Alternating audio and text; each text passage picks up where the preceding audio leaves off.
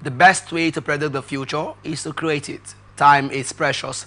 Time is money, and this is the time for Money Talk on Atlantic Television Network. Good day, viewers, and welcome to a fresh episode of ATM Business on Atlantic Television Network, right here in the city of Port Harcourt. This is the network's medium of bringing happenings in the economic sector of society to our discerning viewers. This program is aimed at bringing to the doorstep of viewers the business, financial, and economic activities from all strata of society.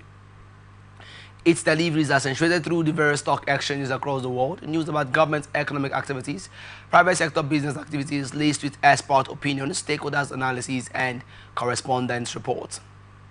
First, the headlines. In Rivers State, police confirm Trans-Niger pipeline explosion. House of Representatives passes tax reform bills, and reps donate 705 million naira to support Tinubu's program. Federal government to address allegations of expatriate quota abuse.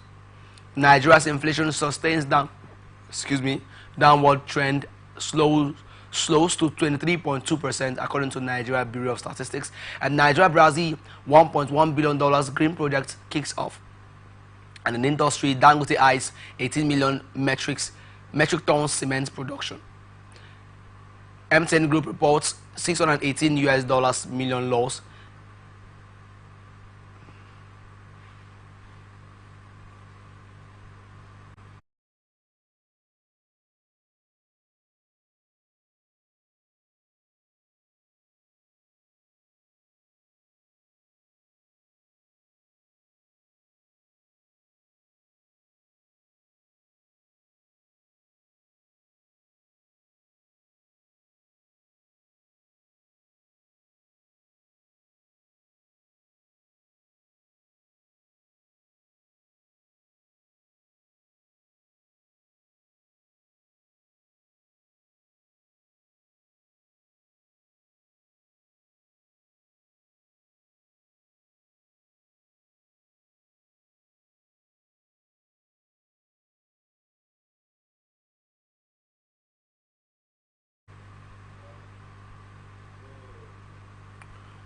Rivers State Police Command has confirmed the fire outbreak on the Trans-Niger Delta pipeline operated by Shell Petroleum Development Company.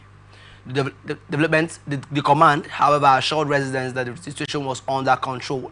The police public relations officer Grace Iringekoko disclosed this in a statement. Officers alerted SPDC, which immediately shot a spill or links to militant activities.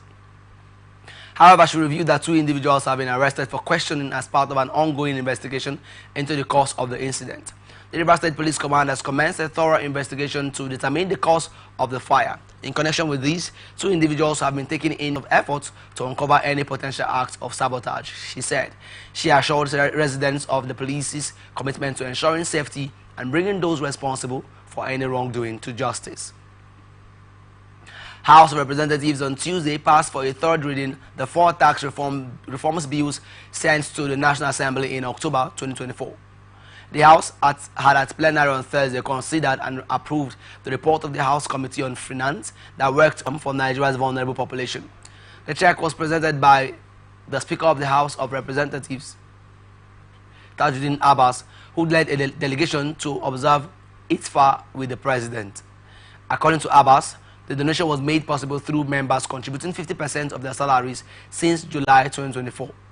Others present to include during the ITFA included Vice President Kashim Shettima and Chief of Staff Femi Badamiala. Minister of Interior Dr. Olubimi Tinju Ojo has responded to recent allegations aired on national television regarding the administration of expatriate quotas in Nigeria's oil sector.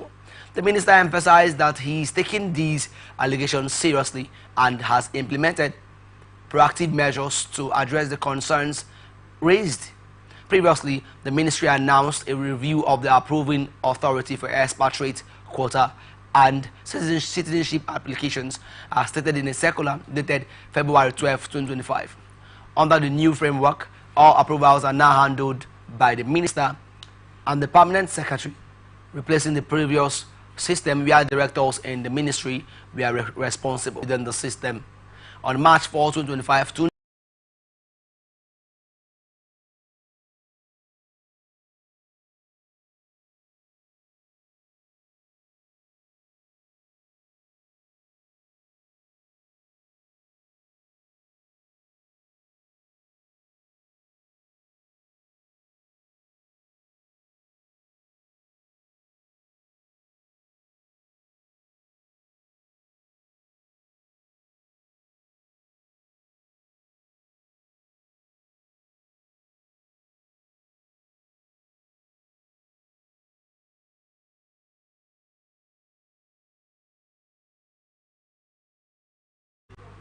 Meanwhile, Tinjo Ojo assured the government is committed to ensuring that the administration of expatriate quotas is conducted fairly and transition to collaborating with stakeholders to address concerns and enhance policies for Nigeria's growth and development. Nigeria's inflation rate slowed to 23.18% in February, 1.3 percentage points down from 24.48% recorded in January following the Consumer Price Index CPI basket rebasing. The National Bureau of Statistics (NBS), which announced this yesterday, said the February inflation rate was driven by food and non-alcoholic beverages, which rose by 9.2%. The report said food inflation climbed down from 25.18% in January to 23.51%. The drop, according to the NBS, was due to the drop in the prices of some food items, including beans, maize, and cassava. The report also showed that urban inflation was 25.15%. Earlier this year, the NBS changed the CBI base year from 2009 to 2024, an action it believed has translated to a more accurate inflation figure. It also changed the composition of the index. The rebasing also saw the introduction of some critical methodology changes to improve the computation processes and quality of the estimates. Other changes introduced by the NBS are the exclusion of own production, imputed rents, and gifted items. 25, a target many economists said would be an uphill task given the rate at which prices of goods and services are rising in the country. Nigeria has witnessed a consistent rise in headline and food inflation over the last 4 years, but it reached a crescendo in June 2023 with the removal of fuel subsidy and subsequent floating. Yesterday signed the commercial phase of the $1.1 billion Green Imperative Project (GIP) to boost agriculture and enhance private sector investment in Nigeria. Also, the giant of Africa and Cuba made a bold move towards strengthening diplomatic and economic ties with a renewed focus on healthcare, education, and trade. According to the presidency, the memorandum of understanding with Brazil is part of measures to ensure food safety as a sacred land every progressive would identify with. GIP, the largest agricultural project in Africa, which prioritizes the development of sustainable, low-carbon agriculture, aims to develop structural conditions to boost food production in Nigeria in an efficient and competitive manner.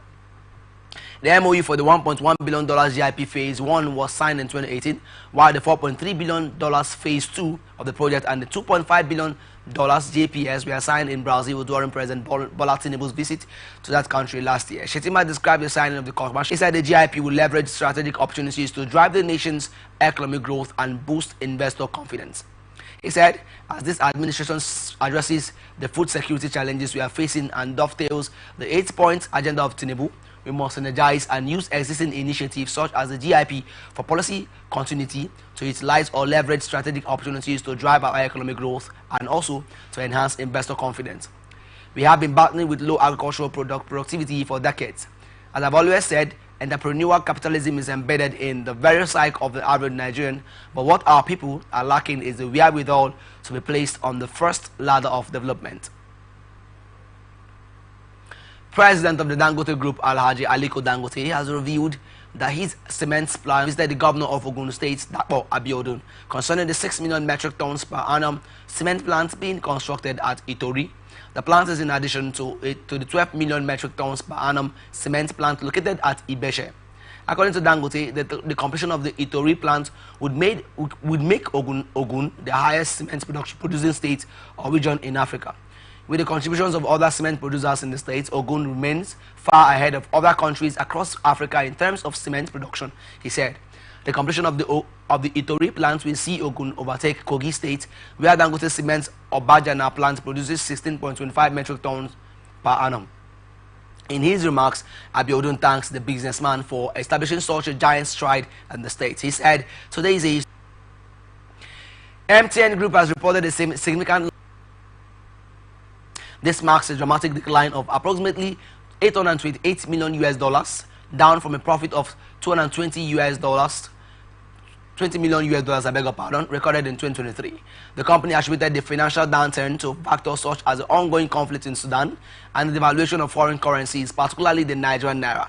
Specifically, the MTN Nigeria experienced a staggering 44.8% drop in revenue during the reported period, with total revenues falling by over $1.8 billion compared to the previous year. Nevertheless, on a constant currency basis, revenue in Nigeria saw a growth of 35.6% as of December 31, 2023 to $9 billion as of December 31, 2025. However, on a constant currency basis, service revenue increased by 13.8%.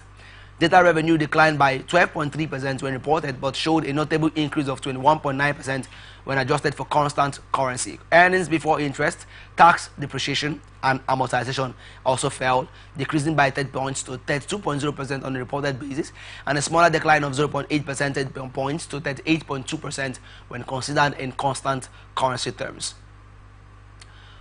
Former Petroleum Minister who served between 2010 and 2015, Diazani Alison Madueke, has accused the Economic and Financial Crimes Commission of misleading courts with misrepresented and the anti-graft petroleum minister through her legal counsel Mike Ozekome urged the courts to order the EFCC to recover all her properties that have been sold by the agency. Upon leaving office in 2015, Alison Madueke was accused of bribery, fraud, misuse of public funds, and money laundering cases. A legal battle has since ensued between her and the anti-graft agency. According to her, she was never allowed to defend herself before her properties were confiscated. She also accused the EFCC of misrepresenting and suppressing material facts to mislead the court into granting forfeiture orders. In many cases, the final forfeiture orders were made against properties which affected the applicant's interest. The courts were misled into making the final order of forfeiture against the applicant based on suppression or non-disclosure of material facts. Alison Madueke's application stated, her application has been countered by the AFCC, the agency's litigation officer in her case, Oyakilome Ekianabo, in a counter affidavit, insisted that the due process was followed and that the final forfeiture orders remained valid in her case. The forfeited properties were disposed of in accordance with the due process of law, the EFCC's legal counsel stated. Alison Madueke's legal counsel sought more time from the court to respond to the EFCC's counter affidavit. The presiding judge, Justice Iyang Ekwo, adjourned the case to March 27 for further hearing. Figures from the Central Bank of Nigeria (CBN) indicate that the amount Nigeria dedicates to service its debts halved from $540 million in January to $276 million in February this year. However, the first deputy managing director of the International Monetary Fund (IMF) returned a rather strange positive rating of the country's mounting debts. Indeed, the decline in debt servicing occurs with the federal government's ongoing efforts to restructure its debt portfolio, enhance dollar liquidity, and alleviate pressure on the foreign exchange market. The figures published on the Apex Bank's website highlights the increasing strain of debt obligations on Nigeria's external reserves and overall fiscal sustainability. Conversely, while its debt servicing figure dropped significantly, the country's letters of credit rose, which could be a sign of increased financing of trade transactions. This came as the CBN has continued to insist that its focus was on establishing the naira and not artificially backing the national currency with a view to shoring up its value, as lower value continued to affect critical products such as fuel price, electricity tariffs, and amid low salaries and skyrocketing transportation fares. Just recently, the Debt Management Office said Nigeria now commits 6.04 trillion naira, more than 23. While the increased level of oil production has been encouraging in the last few weeks, what is realized is far from what is needed to meet loan obligations. Gopinath is, however, quick to warn that the IMF's positive rating of Nigeria's debt was not an open check to the country's rulers to acquire more debt. IMF believes that at 52.8% of gross domestic product (GDP), Nigeria's debt was still in its comfort, seriously close to. That is why some experts are worried about the IMF's view that Nigeria's debt is still sustainable. While it is convinced that Nigeria's debt as 52.8% of GDP is still sustainable, the IMF is, however, worried about the spending pattern of the federal government. Gopinath warned that though the reform programs of the federal government were successful and made Nigeria attractive again to foreign direct investors, the system has pushed something close to 100 million Nigerians below the poverty level. Administration's vision and deliberate policies that focus on attracting investors as well as investor-friendly climate that exists in the state. Dangote, stated this yesterday during a courtesy visit to the governor at Oke-Moson, Abeokuta, said Ogun State is one of the most attractive investment destinations in Nigeria that has crafted itself as a manufacturing bedrock of Nigeria. Dangote regretted that over $580 million Itori cement factory was supposed to have been long completed and commissioned, but for the opposition of ex-governor Ibikunle Amosun to the project. He said, "I would like to commend Ogun State Governor Dapo Abiodun for your vision and deliberate policies that focus on attracting enterprises through immense support for the private sector, which is now attracting investors. Our factory at Itoro was pulled down twice. When we started the second time, they did not only demolish the factory, but also the fence, so we left. But right now we are back. When you get to the factory, you'll be surprised at what we have done. We earlier on abandoned our vision of investing in the Olokola free trade zone, but because of your policies and investor-friendly environment, I want to say that we are back and are going to work with the state government and return to Olokola, and plans are on the way to construct the largest port in the country." Dangote said 2 new lines of 6.0 million metric tons yearly cement plant had been constructed at Itori, while the 12 million metric tons yearly cement plant is also domiciled at Ibeshe. Chief Executive Officer of ND Western Limited, Larry Kale-Jaye, has described the completion of the $2.4 billion acquisition of assets of Shell Petroleum Development Company in Nigeria as historic and the beginning of a new dawn in the energy sector. Renaissance Africa Energy Company is a consortium of ND Western and other firms last week announced the successful completion of the acquisition of the assets. Kale-Jaye, in a statement issued yesterday, said the deal represented a defining moment and that ND Western is committed to leveraging its technical expertise to sustain the growth of the sector. This represents a defining moment for Nigeria's oil and gas industry. As a partner in Renaissance Africa Energy Company, ND Western is committed to leveraging our technical and operational expertise and experience to sustain and grow production from the Renaissance assets. We look forward to working with our consortium partners to deliver sustainable energy solutions that will contribute to Nigeria's economic prosperity, he said. ND Western's other partners in the deal are Aradel Holdings PLC, First Exploration and Petroleum Development Company Limited, Walter Smith Group, and an international energy company, Petroleum Group. ND Western boss said the landmark deal will reinforce the capacity of indigenous companies to develop the country's hydrocarbon resources sustainably. Renaissance, he said, would enhance Nigeria's energy security to drive industrial and economic growth, create jobs, and boost local capacity development. With the deal, Renaissance has established its position as a key player in Nigeria's upstream sector.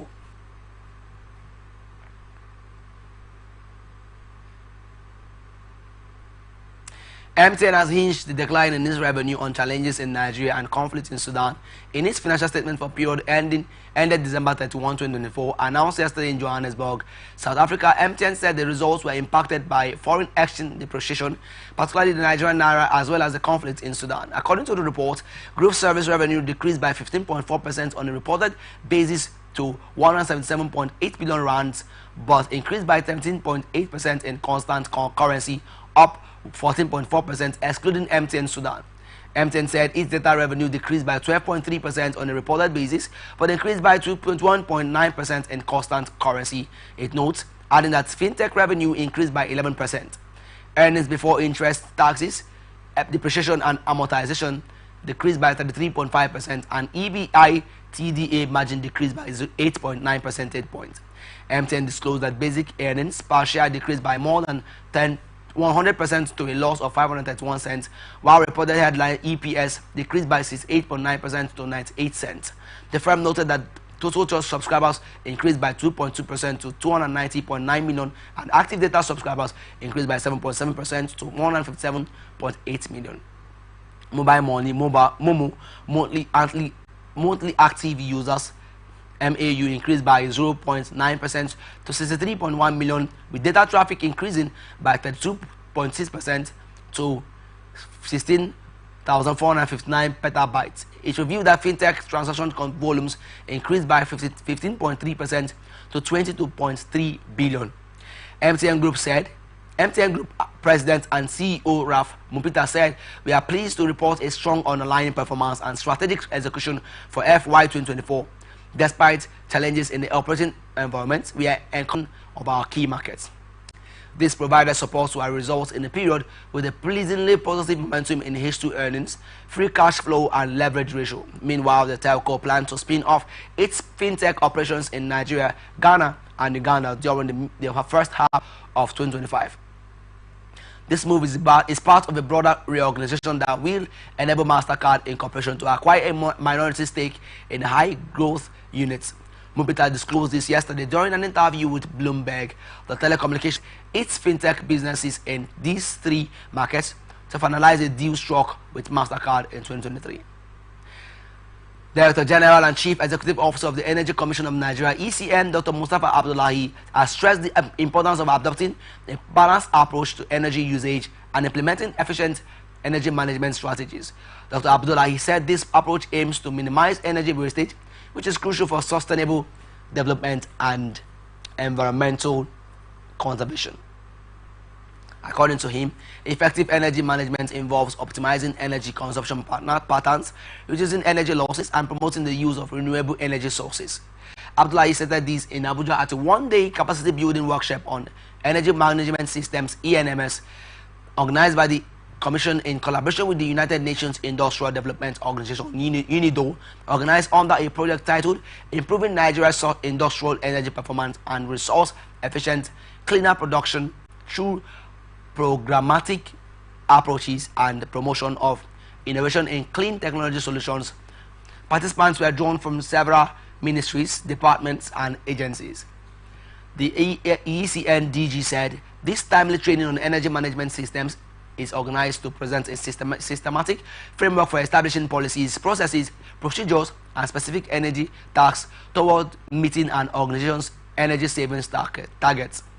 The adoption of energy management systems will enable energy consumers, industrial, commercial, and public to continually manage their energy use and improve energy efficiency. It will assist organizations in identifying areas of energy wastage and opportunities to improve energy-saving technologies, including simple housekeeping measures that do not widespread criticism as concerns rage over ongoing litigations and outstanding liabilities of the multinational. The Nigerian Upstream Petroleum Regulatory Commission (NUPRC) and President Bola Tinubu are also facing backlash for allegedly undermining accountability, the rule of law, and the rights of oil-producing communities over the development. Newsmen learned that some organizations are Benga Komolafte did not respond to newsmen's inquiry on the veracity of the claim that the divestment has secured regulatory approval. Currently, local communities are asking for over 500 billion naira in environmental damages amidst calls for clean up of areas allegedly polluted by the burden of the liabilities. More than 1,216 residents from host street number FHC/ABJ/CS the determination of an ongoing litigation. However, the Anglo-Dutch oil giant went ahead with the transaction, disregarding its legal obligations. A document made available to newsmen also showed that Shell had previously committed not to take any actions of independent oil marketers located at border communities have remained short since 2019 based on the federal government's directive to halt the smuggling of petrol out of Nigeria to neighboring nations. While the Nigeria Customs Service declared on Monday that the stations would still be shut, oil marketers decried the closure of these facilities due to the revenue losses caused by the development. To ensure the closure of the stations and sustain the crackdown on fuel smugglers through its operation Whirlwind, especially due to the recent intense petrol scarcity in neighboring Niger Republic. Newsmen reported that the petrol scarcity in Niger Republic made the cost of the petrol product rise to about 800 naira per litre, a development that could trigger the smuggling of the commodity from Nigeria to the neighboring nation. However, the Nigeria Customs Service, through its spokesperson Abdullahi Maiwada, declared in an interview with one of our correspondents that the NTS would not give room to smugglers, stressing that the agency had been confiscating smuggled petrol across the country's borders. You can see us everywhere seizing smuggled fuel, be it in Adamawa, Taraba, Kabi, Seme, everywhere. I think if there is any successful operation, it is this operation Whirlwind. We are really on them. We will not allow fuel to get out of Nigeria illegally. We confirmed this from our recent seizure prosecuting kingpins of these smugglers. In Adamawa, for instance, there are some suspects that we are taking to court.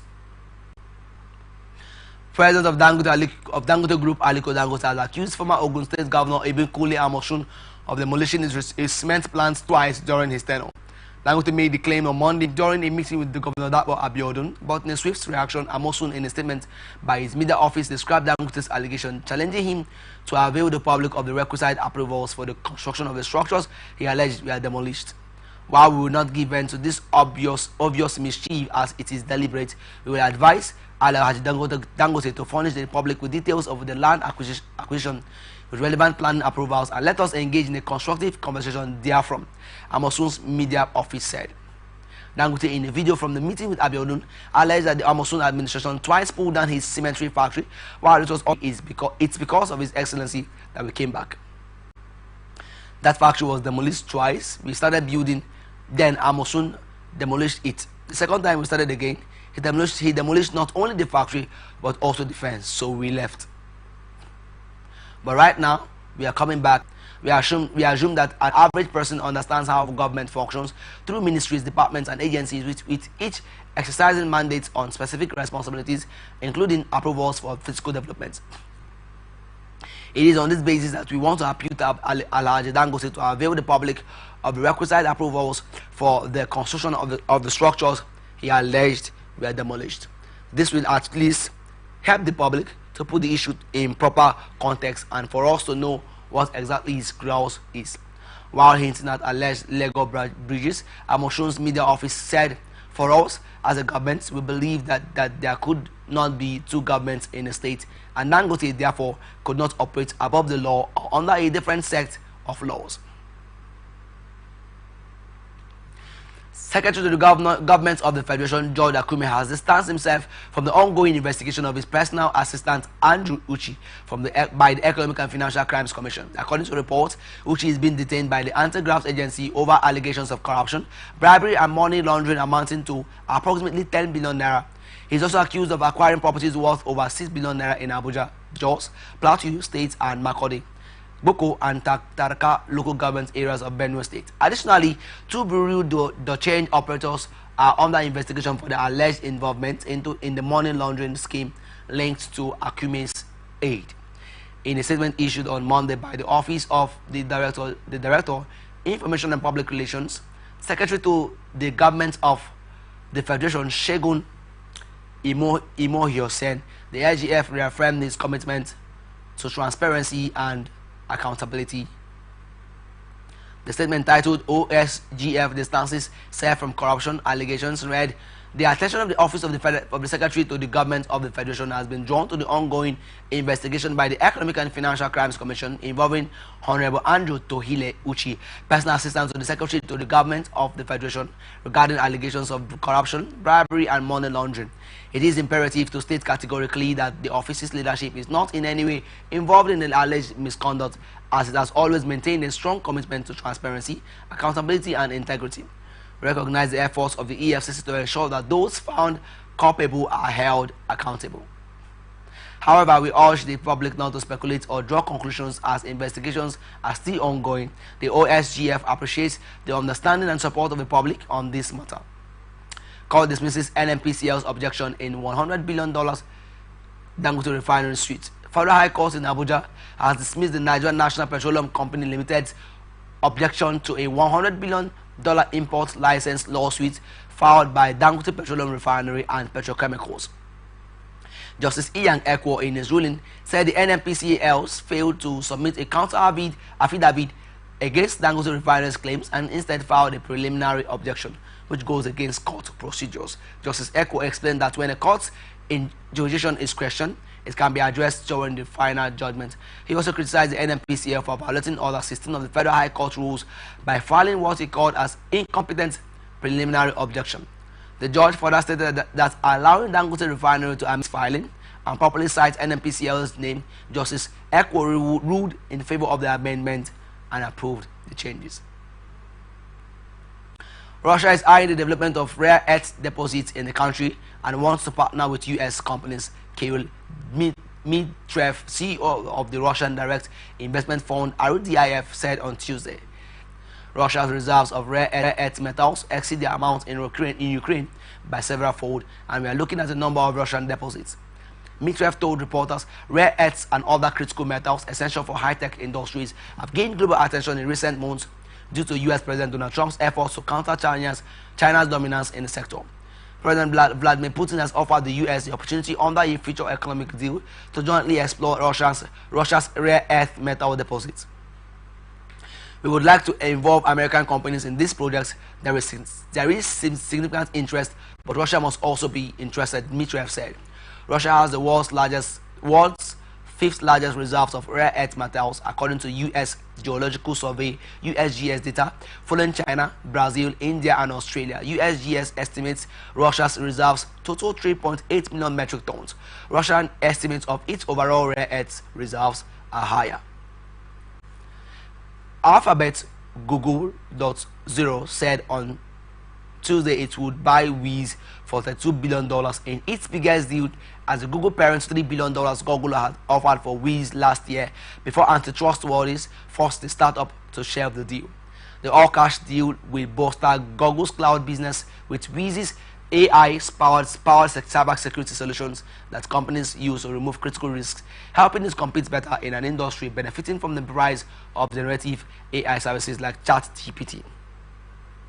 A harsh regulatory environment in 2024 had made it difficult for many firms to push through large deals, but Wall Street is optimistic that the Trump administration will drop some antitrust policies.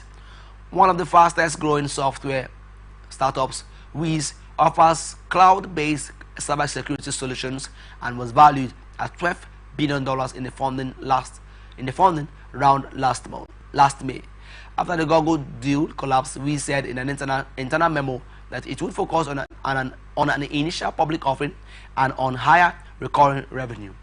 Interest in the cybersecurity industry has been rising since last year's global crash acquired Mandiant for $5.4 billion at beating Microsoft in a high-stakes contest. We go on the break, and when we return, we'll look at the stock market, foreign exchange market, and what the exchange rate is today. Do not go away.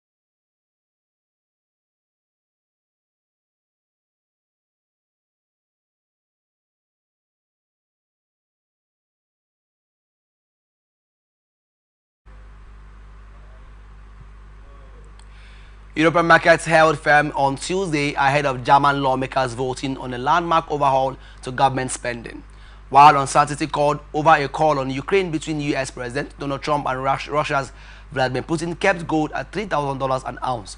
This month has brought a huge divergence between the performance of U.S. stocks and those elsewhere, particularly in Europe and China, where markets have seen a surge in inflows from investors that have crashed in on Wall Street's sky-high valuations. 2.7% has risen in European stocks against the U.S. index in the first 12 weeks of the year in a decade. The euro, meanwhile, rose further above $1.09 to its highest since early October, supported by this month's steep rise in German bond yields. Germany's low house of parliament votes later on Tuesday on a massive surge in borrowing that could boost Europe's largest economy and stimulate growth across the region, a key factor in the euro's recent strength. History will be made today when the Bundestag approves a change to the constitution abandoning the fiscal stance Germany has always been known for.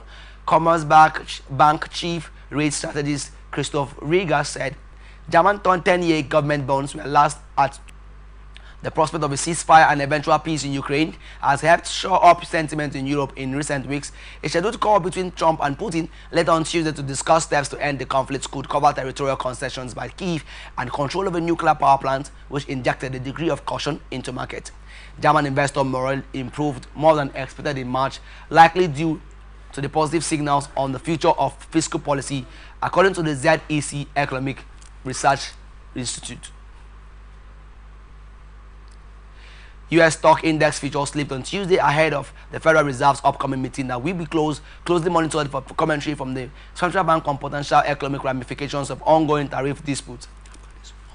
The central bank's two-day rate-setting meeting starts later in the day and is set to conclude on Wednesday. Markets anticipate it will maintain the status quo on interest rates, according to data compiled by LSEG. The Fed's updated economic projections will shed light on policymakers' assessment of the tariff development.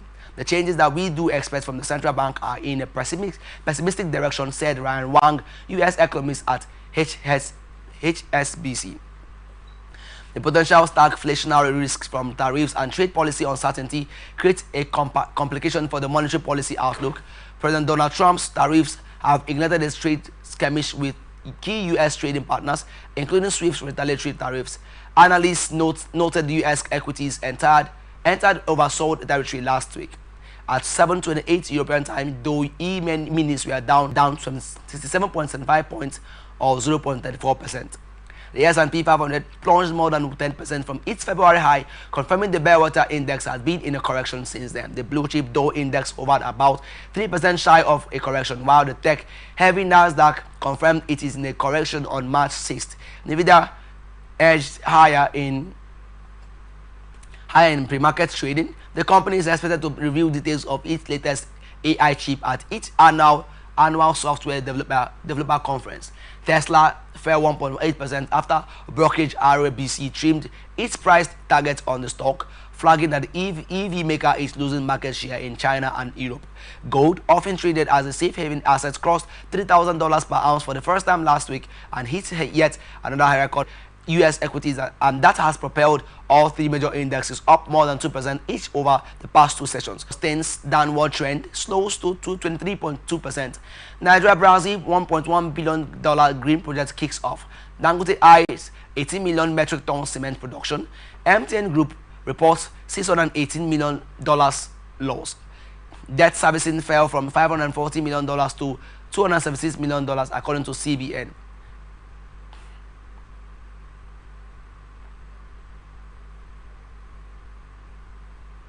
Don't forget, we are open for advert placements, bookings, and commercials. You can connect with us on our ATN socials on Facebook and YouTube, Atlantic Television Network, Instagram and TikTok, Atlantic TV Network 1 on Twitter, Atlantic TV Network. You can watch us live on our website at www.atlanticnetwork.tv. Peace and unity are the pathways to progress. I am Favor Chikwesiri Michael.